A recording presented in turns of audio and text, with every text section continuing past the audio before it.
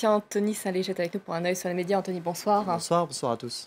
En France, on connaît donc l'affiche du deuxième tour de la primaire de la gauche. Ce sera dimanche. Manuel Valls et Benoît Hamon. Oui, un duel souvent perçu comme un choc entre deux gauches irréconciliables. C'est d'ailleurs ce qui faisait la une des quotidiens français ce matin. Par exemple, Libération, qui titrait Deux gauches, ou encore Le Parisien, un PS coupé en deux. Le Figaro, lui, évoquait un choc des deux gauches. Alors, la présence de Benoît Hamon au deuxième tour a été vécue, c'est vrai, comme une surprise ou même comme une seconde claque pour Manuel Valls. C'est selon, en tout cas, le dessinateur français Alex, bien sûr, en référence à cet épisode de la gifle de la semaine dernière.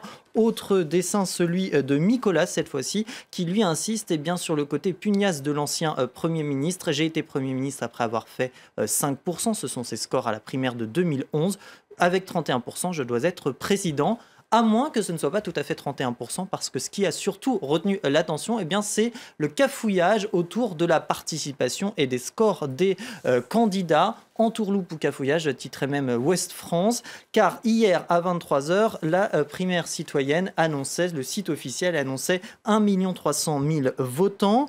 Avant de disparaître dans la nuit avec uniquement les pourcentages au niveau des candidats, puis de réapparaître ce matin avec 300 000 votants de plus. Mais si les scores des candidats ont bien été augmentés en voix, ils n'ont pas bougé en pourcentage. Une coïncidence assez troublante relevée par nos confrères de Libération qui ont d'ailleurs interrogé Christophe Borgel à ce sujet, le président du comité d'organisation de la primaire, qui s'est défendu mais de manière un peu confuse. Il a d'abord parlé d'un bug, ensuite évoqué la pression des médias justement concernant ce taux de participation, évoqué ensuite et reconnu une manipulation. Oui, les 300 000 voix ont bien été réparties de manière homogène entre les 7 candidats, et plus tard dans la soirée de parler de l'erreur d'un permanent.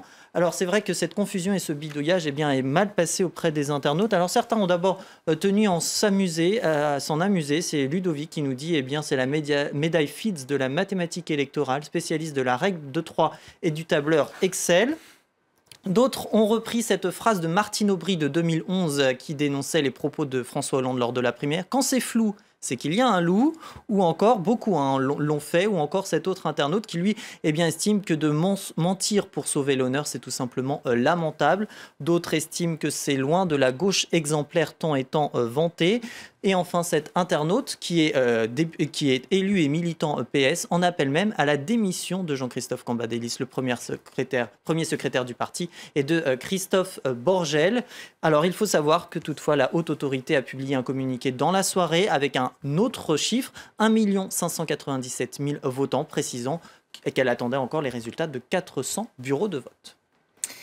Un tout autre sujet à présent, un artiste israélien a décidé de dénoncer le manque de respect de certains internautes et leurs selfies inappropriés sur les réseaux sociaux. Oui, Shag Shapira est israélien, il vit à Berlin et il a monté un projet photo sur Internet qui a été vu plus d'1 million de fois, avec en ligne de mire les clichés de certains visiteurs qu'il juge tout simplement stupides, inappropriés, indécents dans des lieux de mémoire. On va regarder par exemple à quoi ça ressemble, notamment le mémorial de l'Holocauste à Berlin. Alors il reprend des photos qui ont été publiées par les internautes sur les réseaux sociaux et les replace dans le contexte des camps de la mort. Voici à quoi ça peut ressembler. Il y en a aussi, voilà, il y a 7 internautes, il y en a encore quelques-unes.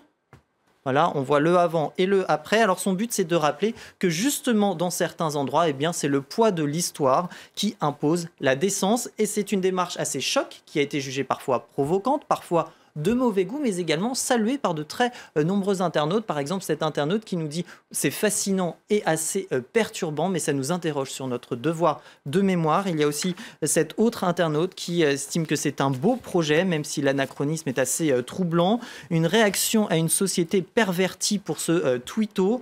Pour Angélique, une autre tweeto, c'est même dommage d'en arriver là. Elle estime qu'on est à devoir rappeler ce devoir de décence. Cet internaute, enfin, lui rappelait ce que l'architecte du mémorial rappelait, lui, en 2005 lors de sa création, à savoir qu'il avait insisté que ce n'était pas un caractère... Enfin, le lieu, n'avait pas un caractère sacré, c'était un lieu de vie, pas un lieu funéraire, et qu'il s'attendait à ce que des gens viennent pique-niquer, que des gens prennent des photos. Il ne croyait pas si bien dire ou même que des films soient tournés. Alors pour la petite histoire, sachez que l'artiste a tout de même précisé que si les gens avaient quelques remords, ils pouvaient lui envoyer un mail, il retirerait dans ce cas-là les photos en question. Les personnes qu'on a vues d'ailleurs sont des jeunes personnes, hein, d'après ce que j'ai vu, et on peut penser qu'elles sont toutes nées après la chute du mur de Berlin. Mm. Merci beaucoup Anthony pour cette chronique, un avis sur les médias.